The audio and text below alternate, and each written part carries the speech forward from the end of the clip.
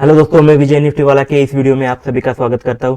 आज का जो वीडियो है इसमें दोस्तों हम रिलायंस स्टॉक के बारे में यहाँ पर चर्चा करेंगे। इतनी ज़बरदस्त तेजी रिलायंस में आज क्यों थी, उसके रीज़न जानने की कोशिश करेंगे और आगे फिर हमारा जो प्रेडिक्शन है रिलायंस के बारे में वो भी आपको इस वीडियो के अंत में दे देंगे। तो काफ़ी बड़ी यहाँ पर रैली रिलायंस में चल रही है दोस्तों। आज ये स्टॉक 2% से भी ज़्यादा ऊपर जाकर यहाँ पर क्लोज हुआ है। 2% से भी ज़्यादा की तेजी दोस्तों कोई छोटे मोटे स्टॉक में नहीं है, ये काफ़ी बड़ा, काफ़ी दिग्गज, सबसे दिग्गज स्टॉक है निफ्टी का। और इसीलिए आज निफ्टी में ज़बरदस्त रैली आपको देखने को मिली, क्योंकि रिलायंस था 2% से भी ज़्यादा ऊपर। ओके, 2% से भी ज़्यादा की उसकी आज तेजी 1290 के अराउंड की आज की रिलायंस की है क्लोजिंग। कई बार मतलब आज तो ये ऑलमोस्ट यार हम कहे कि 1300 के ऊपर भी जाने की कोशिश यहाँ पर रिलायंस में हुई थी। 2.5-3% के अराउंड की तेजी भी मार्केट में रिलायंस ने दिखाई दोस्तों। इतनी बड़ी तेजी इतने बड़े स्टॉक में, इतनी बड़ी मार्केट कैप रखने वाले स्टॉक में क्यों आई है, क्या है इसके रीजन देखेंगे आज पूरे इस वीडियो में। वीडियो थोड़ा लंबा हो सकता है बट डिटेल में पूरी डिस्कशन करेंगे ताकि आपको डिसीजन जो होगी आपकी रिलायंस में बाइंग या सेलिंग की वो आपकी सही हो और आपका पैसा बने। तो चलिए देखते हैं इसके पीछे के रीजन। ओके, उससे पहले देखिए कि दोस्तों जो अभी एनालिस्ट कह रहे हैं कि 38, अगर आप जो एनालिस्ट है या फिर कोई दिग्गज है लोग, उन्हें अगर आप पूछेंगे कि रिलायंस में बाय करे या सेल, तो 38 में से 32 एनालिस्ट कह रहे हैं कि इसमें बाय करें। इतनी बड़ी जो बुलिशनेस है वो उन्हें रिलायंस में दिख रही है। इसके पीछे के कारण जानने की कोशिश करेंगे। उससे पहले समझ लीजिए दोस्तों, रिलायंस जो अभी है उसमें जो हाई उसका बनाया था उससे 20% ये करेक्ट हुआ है। कितना? 20% से भी ज़्यादा की करेक्टनेस यहाँ पर रिलायंस में हुई है। कुछ तो स्टॉक 5-10% ही गिरे थे बट रिलायंस जो था दोस्तों काफ़ी बुरी तरह पिटा था। रिलायंस में ज़बरदस्त सेलिंग मार्केट में देखने को मिली थी। और अभी जो बात हो रही है वो ये लोग 38 में से 32 लोग यहाँ पर बाइंग का सोच रहे हैं। इसके पीछे के रीजन जानने की कोशिश करेंगे। इतनी बड़ी गिरावट में भी वो बाय क्यों कह रहे हैं देखेंगे आगे। इसके पीछे का रीजन दोस्तों समझ लीजिए पहले कि जो बड़े बड़े ब्रोकरेज हाउसेस है, बड़े बड़े ब्रोकरेज हाउसेस जो हमेशा किसी स्टॉक पर अपनी राय देते हैं कि बाय करो सेल करो, तो बड़े जो ब्रोकरेज हाउसेस है उन्होंने यहाँ पर इसमें जबरदस्त बाइंग की सलाह सारी बड़े बड़े ब्रोकरेज हाउसेस ने दी है। तो इसीलिए आज की जो रैली दिखी उसके पीछे का रीजन था ये अपग्रेड करना। अब तक जो जबरदस्त पिटाई हो रही थी रिलायंस में, जबरदस्त सेलिंग हो रही थी, सारे रिलायंस में सेलिंग करके भाग रहे थे, अभी ये बड़े लोग इसमें बाइंग का सोच रहे हैं। तो इसीलिए ये देखने के बाद ये बड़े बड़े लोग अगर कह रहे तो ये स्टॉक ऊपर जाएगा, इसका जो फ्यूचर है काफी ब्राइट सब लोगों को लगा, निवेशकों को लगा, और इसीलिए आज रिलायंस में जमकर बाइंग हुई है। तो उसमें से पहली जो ब्रोकरेज हाउस है, काफी बड़ी सिटी ब्रोकरेज हाउस जो है, उन्होंने दोस्तों यहाँ पर जो रेटिंग है इसकी, इसे उन्होंने बाय कर दिया है। पहले ये न्यूट्रल थे, जो जबरदस्त गिरावट हो रही थी तब ये इससे दूर रहना पसंद कर रहे थे, या फिर न्यूट्रल थे, ना बाइंग ना सेलिंग, बस देखते रहो, ऐसा उनका कहना था। बट अभी उन्होंने कल ही ये जो रेटिंग है उनकी उसमें चेंज किया। उनका जो नजरिया था रिलायंस में देखने का वो उन्होंने चेंज किया और रिलायंस में न्यूट्रल से अभी वो कह रहे कि बाय करो। ओके, रिलायंस में बाय करने की उन्होंने अपग्रेड किया है। उन्होंने अभी बताया कि अभी जहां पर रिलायंस है वहां से 21% की अपमूव इसमें आ सकती है नियर फ्यूचर में। कई सारे लोग कमेंट सेक्शन में आएंगे और बोलेंगे सर कल अगर ये स्टॉक गिरता है तो बोलेंगे सर देखो आपने बोला कि बाय करो ऊपर जाएगा बट ये गिरा, ऐसे क्यों? तो दोस्तों ये वीडियो कल के लिए नहीं है कि कल बाय करो, ऐसे इसीलिए नहीं है। इसका जो फ्यूचर मतलब ज्यादा भी दूर का नहीं है बट एक शॉर्ट टर्म का जो व्यू है कुछ महीनों का, उसमें उसकी यहाँ पर हम बात कर रहे हैं। तो इसीलिए इन्होंने कहा है कि 21% ये ऊपर जाएगा, मतलब कल ही जाएगा, ऐसे नहीं है। ओके, 21% की अपमूव है बट नियर फ्यूचर में है, जल्दी ही ये 21% की रिटर्न आपको दे सकता है। तो ये बात की है, 21% की उन्होंने यहाँ पर पोटेंशियल दिख रहा है उन्हें। और जो टारगेट है उन्होंने वो 1530 के अराउंड रखा है, 1500 के ऊपर ये रिलायंस जा सकता है, ऐसा इनका कहना है। जो पहले उनका टारगेट था वो 747 के अराउंड था दोस्तों, तो उसे बढ़ाकर उन्होंने दोस्तों 1530 किया है, जबरदस्त अपग्रेड किया है सिटी ने। मतलब इतना कम टारगेट था 747, उसके बाद 1530 करना, ये मेजर था रीजन। मतलब कई सारे ब्रोकरेज हाउसेस ने यहाँ पर बाइंग की रेटिंग दी थी, बट सिटी का जो अपग्रेड था वो काफी बड़ा था, इसीलिए रिलायंस में जबरदस्त जमकर बाइंग यहाँ पर की गई। इसके पीछे के जो रीजन बताए हैं दोस्तों, ये भी देखना अभी इंपॉर्टेंट है आपके लिए, अभी सीखने वाली चीज है। ओके, काफी कुछ आपको ठीक से समझेगा, रिलायंस क्या है, क्या दिक्कतें हैं और क्या फ्यूचर प्रोस्पेक्ट है, ये आपको अभी यहाँ पर पता चलेगा। ये इतना बड़ा यहाँ पर आप मुंह क्यों देख रहे हैं, तो उसके लिए उससे पहले ये मान रहे कि यहाँ पर एक शॉर्ट टर्म में चैलेंजेस है।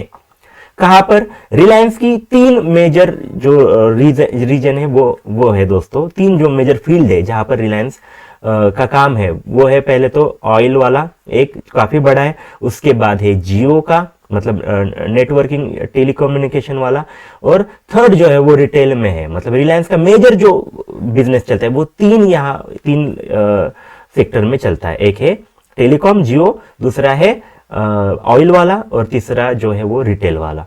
तो इन्होंने कहा है कि जो दिक्कत की बात है रिलायंस में एक्चुअल में वो है रिटेल में।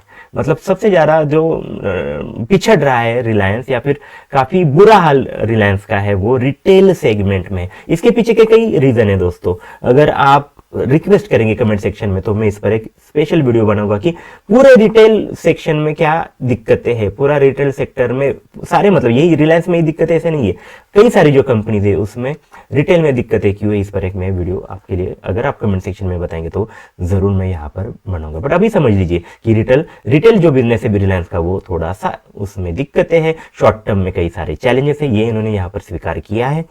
उससे पहले इन्होंने 30% की जो अपसाइड है वो देखी जा सकती है। जैसे शुरुआत में ही, अभी नवंबर के शुरुआत में ही उन्होंने और एक रिपोर्ट बनाई थी रिलायंस पर, 30% का ऑलरेडी अभी बढ़ा है। इससे पहले ही उन्होंने वहां पर कहा था कि रिलायंस में 30% की अप मूव नियर फ्यूचर में आ सकती है। उसके बाद उन्होंने जो बात की है कि क्यों वो बाय करना चाहते हैं, उसके लिए मेजर उनका रीजन है कि रिस्क रिवॉर्ड रेशो। हर ट्रेडर के लिए, हर इन्वेस्टर के लिए रिस्क रिवॉर्ड रेशो चेक करना काफी इंपॉर्टेंट काम होता है। कई बार नए ट्रेडर हो, नए इन्वेस्टर हो, वो इस चीज को अनदेखा करते हैं और कई बार 500 रुपए कमाने के लिए 2000 की रिस्क लेते हैं। 500 कमाने के लिए 2000 की रिस्क अगर आप लेंगे तो मार्केट में कभी भी ना ट्रेडर बनके ना इन्वेस्टर बनके आप कभी भी नहीं टिकेंगे। जैसे कि अभी इन्हें रिलायंस में लग रहा है कि रिस्क कम है, रिलायंस में 20% की जो करेक्शन है वो आ चुकी है, काफी बड़ी करेक्शन रिलायंस जैसे दिग्गज स्टॉक में हुई है, तो ये जो स्टॉक है काफी अच्छे वैल्यूएशन पर यहां मिल रहा है, तो यहां पर रिस्क कम है, अभी और गिरे ऐसी इसकी पॉसिबिलिटी कम है। बिल्कुल पॉसिबिलिटी नहीं है ऐसा हम नहीं कहेंगे, 100% कुछ भी नहीं होता मार्केट में, रिलायंस गिर भी सकता है थोड़ा, बट और ज्यादा जबरदस्त गिरे इसकी पॉसिबिलिटी कम है, इसीलिए रिलायंस में इन्वेस्ट करने में रिस्क कम है। और रिवॉर्ड जो बात कर रहे हैं, रिवॉर्ड तो आपके सामने ही 30% का रिवॉर्ड ऊपर दिख रहा है रिलायंस जैसी तगड़ी कंपनी में। तो रिस्क रिवॉर्ड रेशो देखकर सिटी ग्रुप कह रहा है कि इसमें आप बाइंग का सोचें। और दूसरी चीज कि जो मार्जिन की बात हो रही है उसमें भी सुधार आएगा। मतलब जो कुछ मतलब कोई जो प्रॉफिट होता है तो उसमें मार्जिन जो चीज होती है काफी इंपॉर्टेंट होती है किसी भी कंपनी के लिए। अगर मार्जिन ही कम हो तो इतना पैसा कोई कंपनी नहीं बना सकती, तो मार्जिन ज्यादा होना चाहिए। तो रिलायंस के मार्जिन नियर फ्यूचर में बढ़ेंगे। इसका रीजन है कि जो कुछ दिक्कतें थी वो दूर होने वाली है, इकोनॉमी भी सुधरने वाली है और जो सेक्टर में ये काम करती है वहां पर मार्जिन बढ़ सकते हैं। इसका रीजन है दोस्तों चाइना की जो दिक्कतें वो बढ़ने वाली है, ऐसा मानना है। मतलब अगले फ्यूचर में अभी ये हो सकता है कि ट्रम्प जी जब से शासन में आए हैं तब से जो इंपोर्ट है उस पर वो काफी बड़ा टैरिफ लगाएंगे, इसकी बात की जा रही है। आपको अगर इस पर डिटेल में वीडियो चाहिए तो आपको आई बटन पर बस क्लिक कीजिए, हमारी जो प्लेलिस्ट है वो आपको मिल जाएगी। उस प्लेलिस्ट में हमने इस पर पूरी डिटेल में बात की है कि ट्रम्प आने के बाद चाइना और इंडिया के जो ट्रेड हो गए उसमें क्या क्या दिक्कतें आएगी, वो आप मतलब वहां जाकर वो वीडियो देख सकते हैं। तो अभी चीज समझ लीजिए कि चाइना की एक्सपोर्ट में दिक्कत आएगी। चाइना एक्सपोर्ट जो चीजें करेगा उस पर ज्यादा टैरिफ लगेगा, उनकी चीजें ज्यादा महंगी होगी अमेरिका में, तो दिक्कतें आएगी, उनका जो एक्सपोर्ट होगा वो कम होने वाला है। सबसे ज्यादा टैरिफ लगेगा चाइना पर, ऐसा लोग बोल रहे हैं। तो इसका फायदा कैसे होगा दोस्तों? मतलब एक क्या कहा जाता है ट्रेडिंग में, या फिर हम कहें कि ये व्यापार जो है इसमें ये चीज होती है, एक का जो नुकसान है उससे दूसरे का फायदा होता है जब दोनों प्रतिस्पर्धी हो। तो इंडिया और चाइना दोनों राइवल्स है, प्रतिस्पर्धी है, तो एक का नुकसान होगा, एक की जो रेट हो गए चीजों के वो अगर बढ़ जाएंगे तो उसकी चीजें एक लोग नहीं खरीदेंगे, तो वो दूसरी जो पार्टी उसके पास जाएगी। तो इसीलिए इंडिया की जो चीजें होगी उनका डिमांड बढ़ सकती है, एक्सपोर्ट में इंडिया का एक्सपोर्ट बढ़ सकता है क्योंकि चाइना का एक्सपोर्ट कम होगा। तो इसी वजह से जो मार्जिन है वो इसके बढ़ेंगे, अच्छा इसमें मुनाफा होगा, और इस वजह से रिलायंस जो है दोस्तों रिस्क रिवार्ड रेशो से भी देखे तो काफी अच्छा लग रहा है। ये था पूरा सिटी का व्यू कि सिटी इसे कैसे देख रही है। Okay sorry. उसके बाद है JP Morgan, Morgan Stanley. Okay, Morgan Stanley भी एक बड़ा ब्रोकरेज हाउस है, ये भी इन्होंने भी दोस्तों जो रेटिंग है रिलायंस की वो ओवरवेट की है। ओके, ओवरवेट मतलब ज्यादा उन्होंने कहा है कि ये और अच्छा जाएगा, जो फ्यूचर है काफी अच्छा लग रहा है, ओवरवेट की रेटिंग इन्होंने दी है। और टारगेट जो बताया वो 1600 के भी ऊपर, मतलब ये सिटी बैंक तो 1500 के यहाँ की बात कर रहे थे, बट यहां पर मॉर्गन स्टैनले बात कर रहे हैं 1662। ये जो टारगेट है दोस्तों 1662 के टारगेट इन्होंने रखे। इन्होंने भी मार्जिन की ही बात की है कि रिलायंस के मार्जिन बढ़ेंगे, रिलायंस के मार्जिन में सुधार होगा और उस वजह से इसकी प्रॉफिटेबिलिटी बढ़ेगी और फिर इसकी स्टॉक की प्राइसेस भी इंक्रीज होगी, ऐसा कहना है मॉर्गन स्टैनले का। ओके, तो मॉर्गन स्टैनले की भी हमने यहाँ पर पूरी बात की। उसके बाद जो आता है इंपॉर्टेंट ब्रोकरेज हाउस वो है जेपी मॉर्गन। ये भी बड़ा ग्लोबली इंटरनेशनली काफी बड़ा ये ब्रोकरेज हाउस है। जेपी मॉर्गन ने भी इसे ओवरवेट रेटिंग दी है। इन्होंने जो टारगेट रखा है वो थोड़ा सा मॉडेस्ट है, जैसे कि 1500 कहा था, सिटी ने 1600 कहा था पिछला जो था, सॉरी मॉर्गन स्टैनली ने। तो अभी ये जो बात कर रहे हैं जेपी मॉर्गन, उन्होंने टारगेट रखा है 1468 का टारगेट रखा है, थोड़ा सा नीचे 1500 के नीचे टारगेट है जेपी मॉर्गन का। इन्होंने कहा है कि दिक्कतें है, जो कि इन्होंने यहां देख लीजिए रिटेल की बात की है, रिटेल बिजनेस में डिफिकल्टी है। रिलायंस का जो रिटेल बिजनेस है उस पूरे सेक्टर में भी दिक्कत है और रिलायंस में भी दिक्कत है। तो रिटेल की वहां पर दिक्कतें है, स्लोअर ग्रोथ वहां पर होगी, बट फिर भी यहां पर एक्सपेक्टेशन है कि जितनी बुरा सोचा है उतना नहीं होगा और इसमें जो दिक्कत है वो थोड़ी थोड़ी कम होगी। ये बातें की है और इसीलिए उन्होंने दोस्तों थोड़ा सा, अगर आप देखें तो टारगेट इतना बड़ा नहीं रखा है क्योंकि वो रिटेल की दिक्कतों की बात कर रहे हैं, तो इसलिए उनका टारगेट है 1468। तो ओवरवेट रेटिंग जेपी मॉर्गन से भी यहां पर रिलायंस को आती हुई दिखी है। और आखिर का जो इंपॉर्टेंट ब्रोकरेज हाउस है जिस पर हमने सीएलएसए की कई सारी रिपोर्ट पर हमने कई सारे वीडियोस बनाए, आई बटन पर प्लेलिस्ट देख लीजिए, वहां पर कई सारे आपको रिपोर्ट मिल जाएंगे जिससे काफी कुछ आपको सीखने को मिलेगा दोस्तों। तो सीएलएसए जो है काफी बड़ी ब्रोकरेज हाउस है, इसने भी रिलायंस की जो रेटिंग है उसमें आउट परफॉर्म रेटिंग दी है। हर एक का बस नाम चेंज होता है बट उससे चीजें अलग अलग वो बताते हैं, बट फिर भी जैसे कि ओवरवेट बात की, यहाँ पर आउट परफॉर्म का, तो ये अच्छी चीजें है। तो आउट परफॉर्म रेटिंग दी है सीएलएसए ने, टारगेट यहाँ पर 1650, इन्होंने भी काफी बड़ा टारगेट दिया है 1650 वाला। और वो कह रहे हैं कि वैल्यू जो है, इन्होंने यहाँ पर कंजर्वेटिव वैल्यू की बात की है कि यहाँ पर अभी जो वैल्यू है वो काफी अच्छी है रिलायंस की।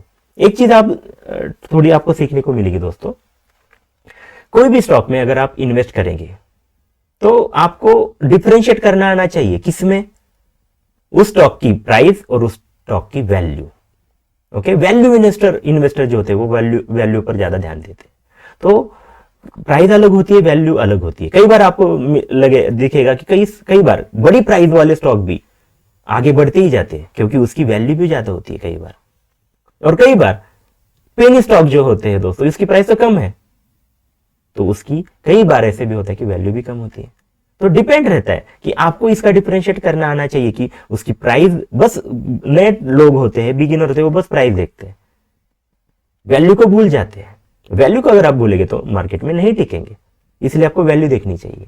तो वही चीज है यहां पर, जो वैल्यू है रिलायंस की वो काफी अच्छी, ये बता रहे हैं कि वैल्यू काफी अच्छी है, ये नाम ज्यादा महंगा है ना सस्ता है, काफी अच्छे वैल्यू पर ये मिल रहा है। कई बार ज्यादा सस्ती चीजें भी खराब होती है, ज्यादा सस्ती चीजें भी खराब होती है। तो वही चीज है, इसका वैल्यू अच्छा है, कंपनी जबरदस्त है, इसका वैल्यू व्यवस्थित, मतलब जो वैल्यू है इसका वो काफी अच्छी जगह पर है, तो इसीलिए इस वैल्यू पर बाइंग करने के लिए वो कह रहे हैं। ओके, और उन्होंने भी अगला जो साल है दोस्तों 2020-25 में उन्होंने जो टारगेट दिया है वो 30% के ऊपर का दिया है, मतलब 30% की मूव यहां पर अगले साल में देखी जा सकती है। तो 30% का रिटर्न आपको मिल सकता है अगर आपने सीएलएसए की बात मानी तो इस तरह से दोस्तों हमने सारे जो मेजर ब्रोकरेज हाउसेस थे इन्होंने अभी रिसेंटली मतलब कल ही ये सारे रेटिंग दी है, तो सारे बड़े बड़े लोग यहां पर बुलिश हो रहे हैं। तो इसी वजह से रिलायंस में आज जबरदस्त तेजी देखने को मिली। आपको क्या लगता है दोस्तों, ये जो रिपोर्ट्स है इसका इंपैक्ट रिलायंस के प्राइस पर होगा या नहीं होगा? आपने रिलायंस में बाइंग की है या नहीं की है, या फिर आप क्यों नहीं करना चाहते? आपके क्या विचार हैं वो कमेंट सेक्शन में जरूर बताइए, ताकि ये जो डिस्कशन हो काफी हेल्दी हो, आपके भी सुझाव हमें मिले और उस पर हम आंसर देने की कोशिश करें। तो जरूर कमेंट सेक्शन में हमसे ये सारी चीज पूछिए। अगर आपको ये वीडियो अच्छी लगती है तो लाइक जरूर करें, दोस्तों के साथ शेयर करें और चैनल को सब्सक्राइब करना ना भूलें, ताकि और ऐसे ही एजुकेशनल वीडियो हम बनाते रहें। फिर मिलेंगे ऐसे ही वीडियो में, तब तक के लिए धन्यवाद।